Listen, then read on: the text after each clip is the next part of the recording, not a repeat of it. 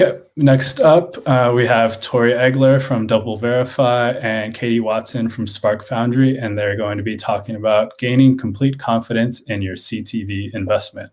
Welcome, Tori and Katie. Thank you. Thank you, Tim. Hi, I'm Tori Egler. I'm Group Director in the Midwest at DoubleVerify, and today I have Katie Watson with me. Hi, Katie, how are you? Hi, I'm good. How are you? Great. Thanks so much for joining us today. So you currently hold the position of VP Technology and Activation at Spark Foundry. Can you talk a little bit about that role and your current responsibilities that you have? Sure. I've been at Spark Foundry for about 7 years. I oversee the Central and West regions, and my team is responsible for digital trafficking, but also consulting on the whole digital ecosystem. And we provide expertise on kind of anything and everything outside of DSPs and DMPs. We have dedicated teams there. So we work really closely with our ad verification partners and making sure everything's measured and also protected. That's great. Thank you for sharing that. So before we jump into our conversation today, I did just want to provide the audience with a little bit of background and our historical relationship between DoubleVerify and Spark Foundry. So over the past, I believe, 6+ years, DV has been a trusted verification partner on, I'd say, about half of the brands your agency manages today. Does that sound right? Yep, it sounds about right. And can you speak a little bit more about how Spark uses DoubleVerify today across those brands? Sure. We're using DV to help us measure brand safety and suitability, fraud, viewability, and geo across most of our channels and a variety of clients. We also regularly meet with DV and all our other ad tech partners to kind of ensure we're up to date on the latest innovations and whatever new features might be most important to our clients. Great. Well, thank you for that background. So I'm going to shift gears and I want to steer our conversation into chatting a little bit about what you're seeing within the CTV environment. So digital video is growing with CTV leading the charge. And according to an Advertiser Perceptions, 50% of advertisers said it was possible to replace linear TV with CTV and digital video ads. Have you noticed an uptick in clients spending more on video and CTV? Yeah, for sure. I mean, I'd say over the last probably 5 years, we're seeing more and more spend moving to video and especially CTV in the last couple of years. And it's just really, moving where the eyeballs are. So as consumers kind of move themselves there, the opportunities for how you buy are opening up. It's just, we're seeing, a lot of a shift there. Great. And would you say that there's still hesitations from some of your clients? For example, are they refraining from buying digital video, or what are some of the challenges you feel that prevent those clients from spending? Do they see fraud concerns in market? Is there brand safety and suitability issues? What are you seeing on your end? Yeah, I think a couple of years ago, I'd say there were definitely bigger brand safety concerns. I think that has definitely improved a lot, but really it's a little bit of everything that we deal with across most digital media. So it's amped up because video is more expensive. So there's obviously concern in general that if I'm going to spend, significantly more money, I want to make sure it's more effective, that I feel the most safe there, et cetera. So all of those fraud, brand safety, suitability, viewability all come into play. And depending on the client, they're a bigger concern than others. And then depending on the type of video we're buying, there also needs to be a conversation about the fact that we really can't block much in video.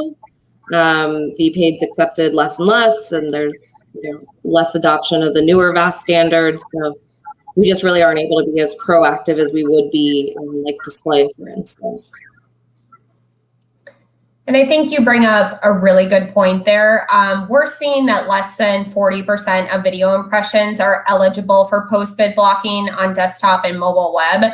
And on CTV and mobile apps, impossible today. So definitely agree there. So regarding CTV, do you think that clients have a perception that there are no quality issues within that space? I think yes and no. I think it definitely feels like a safer environment to clients, but obviously it's an emerging space. It's not immune to being targeted by fraudsters. We saw issues earlier last year on that. There's always general possibility of, the brand suitability issues cropping up. So we really try to make sure that we talk through with clients that you have to treat CTV in a similar fashion that you would every other channel. And I think you bring up a really good point again, because the reality is so different, and CTV is so similar to other digital channels, and it really can be inconsistent when it comes to tech standards, and there is a lack of transparency within the environment.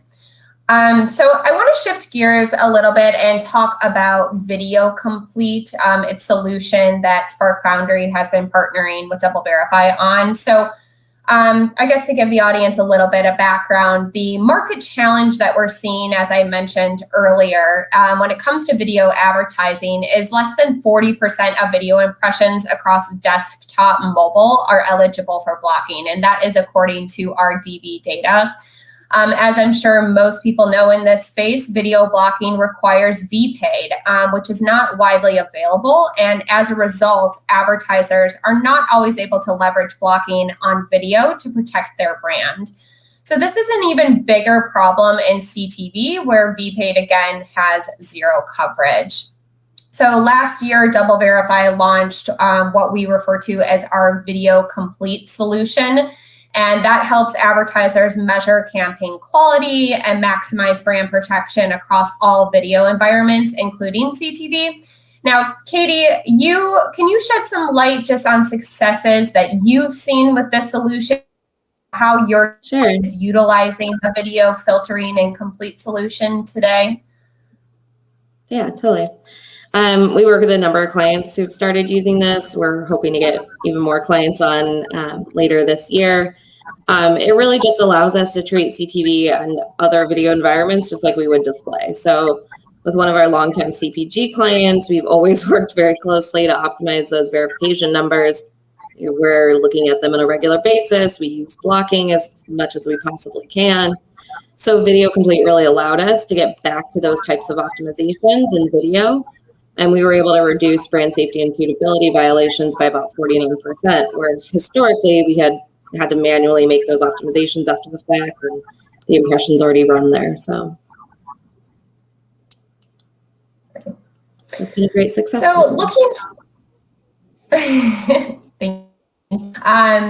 looking forward, what advances would you like to see in CTV? Would you put the channel ahead of others in terms of spend and popularity? I guess, what are you guys seeing on your end?